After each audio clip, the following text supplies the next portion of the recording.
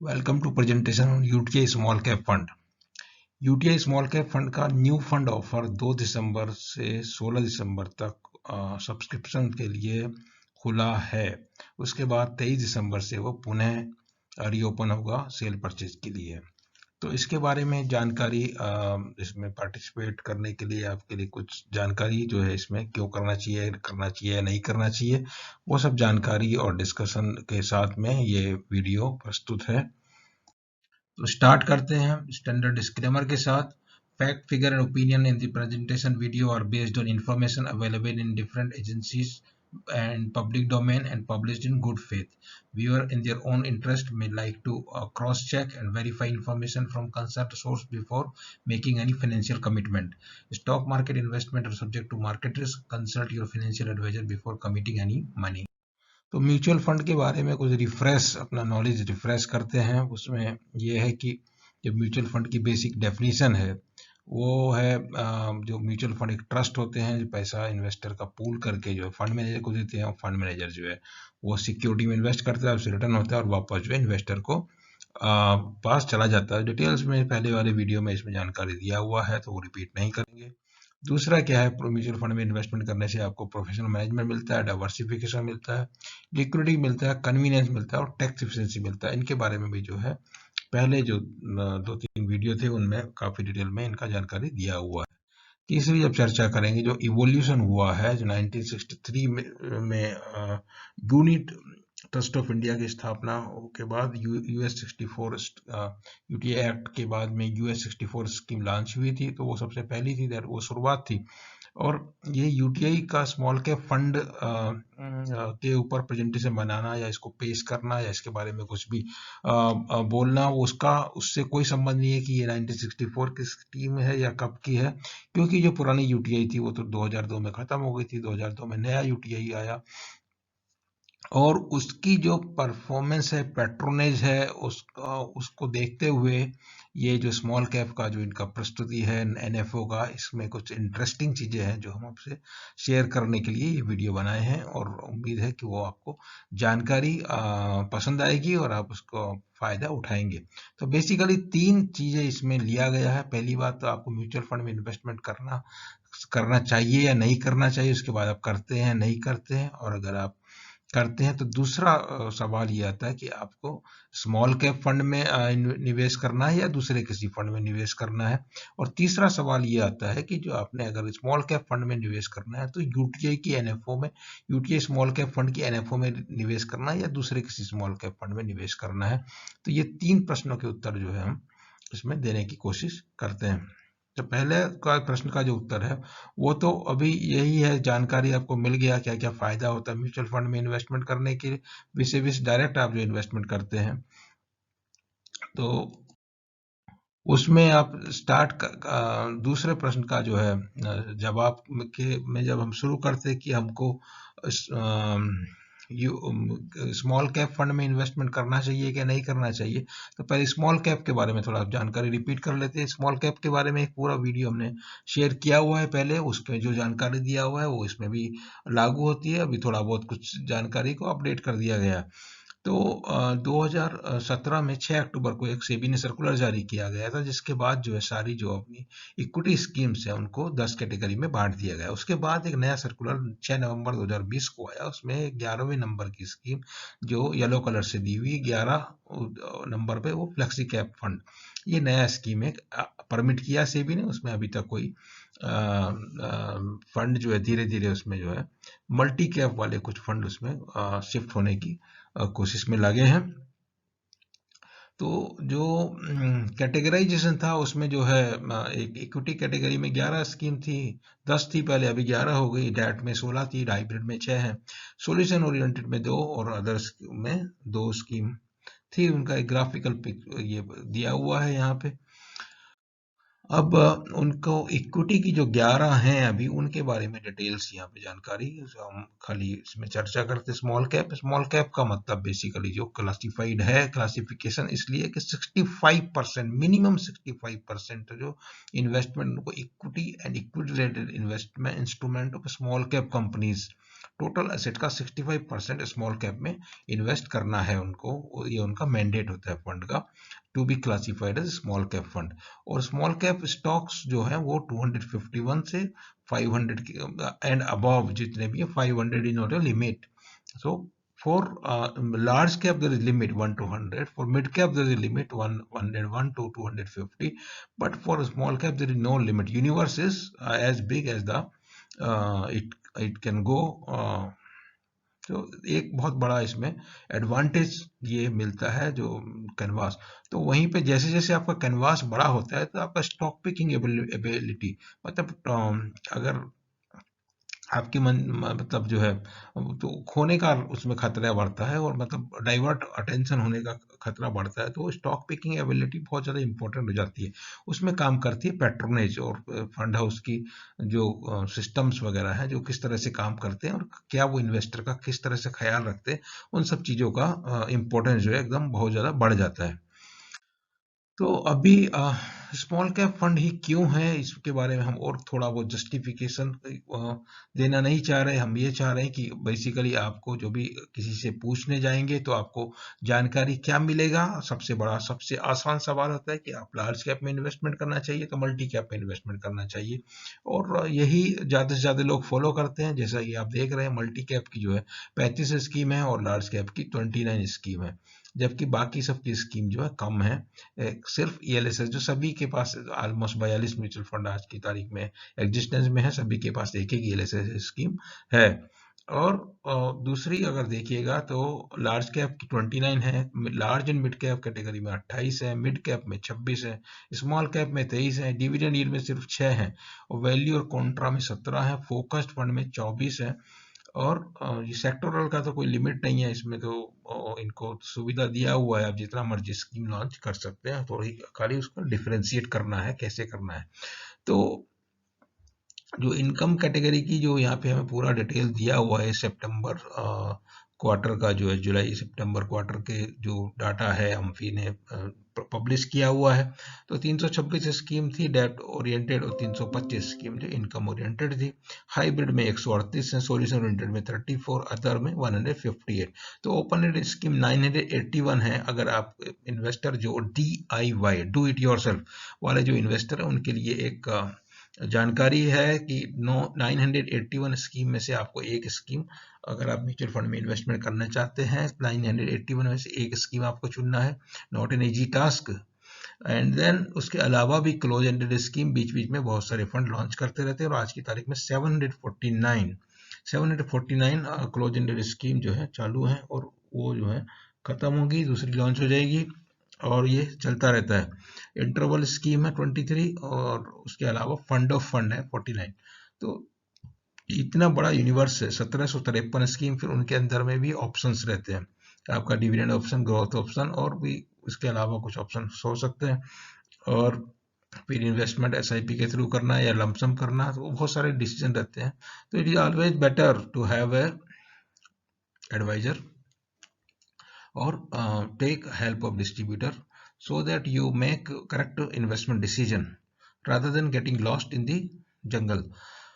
तो small cap में यहाँ तक जो बात करें थी, स्मॉल कैप में 23 स्कीम है, मतलब अभी खाली 23 फंड हाउस के पास स्मॉल कैप फंड है, बाकी जो बचे हुए फंड हाउस है स्मॉल कैप, UTI भी उनमें से एक है जिनके पास स्मॉल कैप फंड नहीं था, इसलिए उन्होंने ये स्मॉल कैप फंड की NFO अभी जारी किया है।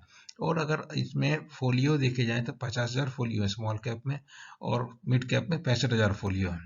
और फंड मोबिलाइज का जो है इनमें देखिए स्मॉल कैप में जो नेट इनफ्लो -62 दिखाता है, और जबकि मिड कैप में नेट इनफ्लो -1250 करोड़ है ये। तो स्मॉल कैप फंड में जो इन्वेस्टर हैं mostly they are sticky type, mid cap में दे वो विड्रॉ कर लिए, लार्ज एंड मिड कैप में भी थोड़ा स्टिकी है, मल्टी कैप में बहुत विड्रॉल हुआ है जब वो जो सेबी का सर्कुलर आया, बहुत उसमें जो है अनाप शनाप ही लोग लार्ज कैप में इन्वेस्ट करके बैठे थे, सेबी ने वो सर्कुलर जारी करना करना पड़ा, उसके बाद काफ़ी जो इन्वेस्टमेंट जो है वहाँ से विड्रॉ हुआ है। तो स्मॉल कैप में अभी एट द एंड ऑफ सितंबर करीब 54,000 करोड़ जो है इन्वेस्टमेंट उसके अंदर असेट अंडर मैनेजमेंट है। तो अभी थोड़ा सा जानकारी जब स्मॉल कैप का हम करते हैं तो इसमें देखते हैं कि जो मोस्टली जो इंडेक्स बेंचमार्क इनका होना चाहिए। अब दूसरा कौन सा फंड क्या बेंचमार्क करता है, they are free to decide, but a ideal benchmark can be Nifty small cap 250 index और same counterpart BSE index जो भी है। तो उनका जो रिटर्न है 3 साल, 5 साल और 10 साल का, यहाँ पे इंडेक्स का जो विच कुड बी बेंचमार्क, तो 4.8 है, 6.14 है। और ये जो है अभी का नहीं है, ये थोड़ा पुराना डाटा है, इसमें 2019 का मार्च का है ये। तो उसमें कैटेगरी एवरेज आप देखिए, कैटेगरी एवरेज जो है बेंचमार्क से ज्यादा है। 4.8 की जगह 9.35 है और 6.4 की जगह 14 है और 10 की जगह 16 है। तो यहाँ पे जो है आपको डिफरेंशियल जो मिलेगा, आप इसी चीज को अगर आप मिड कैप में जाके देखते हैं तो कैटेगरी एवरेज आप देख रहे हैं इंडेक्स का 12.93 के बजाय यहाँ पे कैटेगरी एवरेज कम है, और 5 साल में कैटेगरी एवरेज बराबर है और 10 साल में कैटेगरी एवरेज मामूली सा ज्यादा है। तो इसका मतलब क्या हुआ, मतलब ये हुआ कि ज्यादा से ज्यादा स्मॉल कैप फंड अपनी जो इंडेक्स को आउट परफॉर्म करते हैं। और जो यहाँ पर जो लोग बात करते हैं कि खर्चा होता है, तो आपको अगर कुछ इनकम मतलब रिटर्न ज्यादा चाहिए, आपको अल्फा चाहिए, तो आपको जो है थोड़ा उसमें जो भी 1%, 1.5%, 2% मैक्सिमम तक लोड होता है। जो भी फंड हाउस की आप डाटा देख लीजिए, तो it is worth paying that expense rather than going to index। और ये स्मॉल कैप इंडेक्स के तो ईटीएफ भी आपको आसानी से मिलेंगे नहीं, ईटीएफ मिलते हैं निफ्टी के। तो अब लार्ज कैप में देख लीजिए, लार्ज कैप में क्या हो रहा है, निफ्टी 100 है उसका बेंचमार्क, उसमें भी जो कैटेगरी एवरेज दिया हुआ है वो निफ्टी से नीचे ही है, और 3 साल में भी नीचे है, 5 साल में भी नीचे है, और 10 साल में थोड़ा मामूली है। तो वहां पे जो अगर आप लार्ज कैप में इन्वेस्टर हैं तो उससे बेहतर है आप जो अपना निफ्टी में इन्वेस्ट कीजिए, ज़्यादा अच्छा है, ईटीएफ में जाइए। और लेकिन स्मॉल कैप में जो है आपको बराबर अल्फा मिलेगा, ऐसा ये डाटा शो करता है। और ये 2019 का डाटा है और ये बहुत ज़्यादा अंतर नहीं होता है, 19 का 20 में कुछ इधर उधर हो सकता है, लेकिन फाइनली लॉन्ग टर्म जो 5 साल का पीरियड देख रहे हैं, 10 साल का पीरियड देख रहे हैं, बाजार 5 साल में 10 साल में एक ही तरह से उसमें ऊपर नीचे जाके आता रहता है। तो सबसे ज्यादा अगर आपको अल्फा मिलता है तो किस में मिलता है, स्मॉल कैप फंड में मिलता है। तो अभी, और दूसरा बात यह है कि अभी जो आपकी जो लार्ज इंडाइसेस हैं लाइक सेंसेक्स एंड निफ्टियां, दे हैव ऑलरेडी पीक्ड। तो बाजार उनमें हाईएस्ट लेवल पे चल रहा है, और जबकि स्मॉल कैप और मिड कैप जो इंडाइसेस इनको अभी पीक नहीं किया है, उसमें small cap still under performing है। तो इंडेक्स अंडर परफॉर्म कर रही है, तो आपको इन जनरल वैल्यूएशन जो स्मॉल कैप में स्ट्रेस्ड नहीं है, वहां पे अभी भी काफी स्टॉक्स हैं जो अवेलेबल है, जिनमें इन्वेस्टमेंट करने से अच्छा फायदा हो सकता है। तो ये है कारण कि जिसमें जिसके चलते जो है स्मॉल कैप में इन्वेस्टमेंट के बारे में आपको जरूर सोचना चाहिए। अभी जब देखते हैं दूसरी इशू आती है कि अब जब स्मॉल कैप में करना तो किस में करना, कौन सा फंड हाउस जो है सबसे अच्छा है। बहुत सारे अभी देखिए 23 small cap mutual fund already बाजार में हैं और 24वां यूटीआई ने लॉन्च किया। तो आप यूटीआई में क्यों करें, एग्जिस्टिंग में कर सकते हैं, ठीक है। एग्जिस्टिंग में करने में 2-3 समस्याएं हैं जो हम जिसकी चर्चा करना चाहेंगे। सबसे पहले ये बात है, एसबीआई म्यूचुअल फंड का आपका मार्केट कैप एयूएम सबसे ज्यादा 4,21,000 करोड़ है, मगर एसबीआई का जो स्मॉल कैप फंड है उसमें सब्सक्रिप्शन बंद है, वो लेता ही नहीं है। और इसी तरह से रेस्ट्रिक्शंस लगा के रखते हैं, टाइम टू टाइम रेस्ट्रिक्शंस रहते हैं। रिलायंस स्मॉल कैप फंड में भी रेस्ट्रिक्शन लगाया गया था, डीएसपी में रेस्ट्रिक्शन लगाया रहता है, बीच में वो खोल देते हैं फिर लगा देते हैं। बहुत दिन से रेस्ट्रिक्शन रहे थे इनमें, स्मॉल कैप में फंड आपको इन्वेस्टमेंट एक्सेप्ट करने की बहुत लिमिटेड चांस मिलती है, और वो ज़्यादा से ज़्यादा समय रेस्ट्रिक्ट रहते हैं। तो ये जो मौका एनएफओ का है, ये मतलब एक बोल लीजिए एक गोड्स एंड अपॉर्चुनिटी है। जब मार्केट में जो अनसर्टेनिटी के दौर जो था, कोरोना रिलेटेड अनसर्टेनिटी मार्केट में, इकोनॉमी में, सब जगह थी, वो अब सर्टेनिटी जैसे जैसे वैक्सीन की खबर आ रही है, अनसर्टेनिटी में जा रहे हैं, और सर्टेनिटी जैसे आएगी मार्केट का ब्रेड्थ विल इम्प्रूव। और अभी तक जो इम्प्रूवमेंट आप देख रहे हैं अप्रैल से अभी तक का जो ग्रोथ हुआ है मार्केट में, वो हुआ चुनिंदा शेयर में हुआ है, और जो बड़ा लार्ज कैप शेयर जो निफ्टी के कंस्टिट्यूएंट में भी सबका नहीं हुआ है। तो उन 50 में भी थोड़े ही बढ़े हैं जो उसको रिफ्लेक्ट करते हैं। तो अभी जो बाकी शेयर हैं, अर्थव्यवस्था में जैसे जैसे सुधार आएगा, उनकी रेटिंग इम्प्रूव होगी और वो जो है रिफ्लेक्ट करेगा मार्केट में, और वो रिफ्लेक्ट करेगा स्मॉल कैप में। तो स्मॉल कैप में अपॉर्चुनिटी जो है अभी एम्पल अपॉर्चुनिटी अवेलेबल है। तो और स्मॉल कैप की जो है जैसे बताया कि उसमें ये थोड़ा मुश्किल रहता है कि तरह तरह के इसमें रेस्ट्रिक्शंस आते रहते हैं, उसमें जो इन्वेस्टमेंट जो है सब्सक्रिप्शन बंद हो जाता है, किसी में कभी कोई लिमिट कर देता है कि 25,000 ज़्यादा नहीं लगा सकते, या कुछ सिर्फ SIP के थ्रू लगा सकते हैं। तो उस तरह की जो है रेस्ट्रिक्शंस जो है आती रहती हैं, और अभी ये मौका है इसलिए। और अच्छा फंड हाउस है UTI फंड हाउस की, और कुछ चर्चा करेंगे बाद में। तो दूसरा हम रिटर्न्स की बात करते हैं। यहाँ पे जो रिटर्न्स में जो हमने देखा कि स्मॉल कैप के जो एग्जिस्टिंग 5 फंड को हमने लिया इसमें, उसमें मल्टी कैप के भी 5 फंड को लिया है, और मिड कैप के 5 फंड को लिया है, लार्ज कैप के 5-6 फंड को लिया है। तो अगर 10 साल के रिटर्न की बात करें, 10 साल के रिटर्न में हमने इसको सॉर्ट किया है। तो 10 साल में निप्पॉन इंडिया स्मॉल कैप, जो रिलायंस पहले नाम था, उसका हाईएस्ट 16%, 16.7% रिटर्न आता है। अभी आज की तारीख में वर्कआउट किया हुआ। तो उस और जबकि जो है बाकी 14, 13 और 10-10 वाले भी हैं। अभी देखिए, जब यहाँ पे स्मॉल कैप में आपको 15, 16, 16.5% तक रिटर्न 10 साल में मिलता है, जबकि मिड कैप में जो मल्टी कैप है, मल्टी कैप में हाईएस्ट रिटर्न कहाँ तक जाता है, 12, 12.5 तक गया। और जब मिड कैप में आते हैं तो 14 तक है, 14.2, 14.1, 14.3, 14% तक करीब करीब उसमें भी आता है। तो दूसरा जो है ये कैटेगरी लार्ज कैप में 14 तक नहीं पहुंचता, 13, 12%, 11% तक ही है इसमें। लेकिन अभी आपको देख रहे हैं 5 साल में, आप बोलेंगे तो 5 साल में तो ज़्यादा है, 5 साल में ज़्यादा हो सकता है, बट कुछ उसके कारण रहे पिछले 3 साल में जो है मार्केट में। 3 या 4 साल, मतलब जनवरी 2018 के बाद में बहुत सारी अनिश्चितताएं आई हैं। उसके पहले भी 17 में से शुरू हुई थी अनिश्चितताएं, तो 17, 18, 18, 19, 19, 20 और 20, 21 4 साल में रही। तो ये जो 5 साल के जो रिटर्न है वो बहुत रिप्रेजेंटेटिव नहीं है, ये मतलब एक खराब पीरियड के रिटर्न्स हैं। तो यूटीआई स्मॉल कैप में, यूटीआई की स्मॉल, अगर आपने सोच लिया कि स्मॉल कैप होना चाहिए तो इसमें आपको इन्वेस्टमेंट होना चाहिए, तो यूटीआई स्मॉल कैप में एक तो कारण हम बता दिया कि अवेलेबल है बहुत सारे में, तो आपको अवेलेबल है ही नहीं स्मॉल कैप में, आप लगा ही नहीं सकते हैं।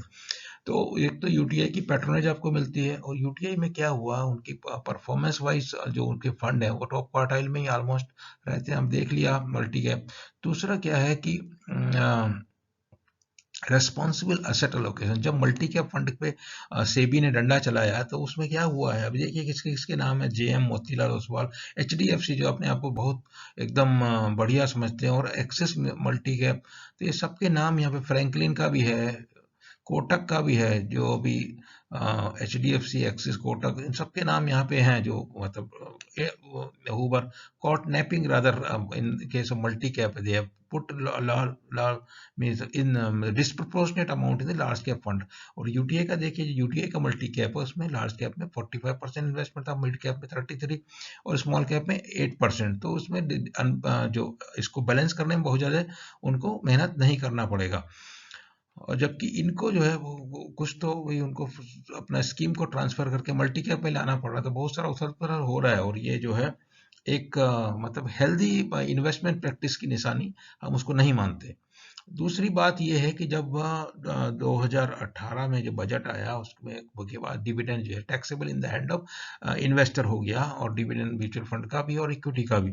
तो उसके बाद डिविडेंड डिक्लेयर करने का कोई लॉजिक नहीं था। लेकिन क्या हुआ, ये जैसे एक होते हैं डीएसपी स्मॉल कैप फंड, उसमें क्या है, अभी तक जब तक डिविडेंड टैक्स फ्री था कोई डिविडेंड डिक्लेयर नहीं किया, जिस दिन से डिविडेंड टैक्सेबल हो गया वो डिविडेंड डिक्लेयर शुरू कर दी। अभी क्या हुआ भाई, आपको क्या परेशानी है, आपको क्या इन्वेस्टर का पैसा इन्वेस्टमेंट करने के लिए मिलता है या उसको टैक्स में देने के लिए मिलता है? तो कुछ एक बेसिक जो फिलॉसफी में कुछ मिसिंग है, तो ऐसे फंड हाउस में के साथ आपका इन्वेस्टमेंट क्यों करना चाहेंगे?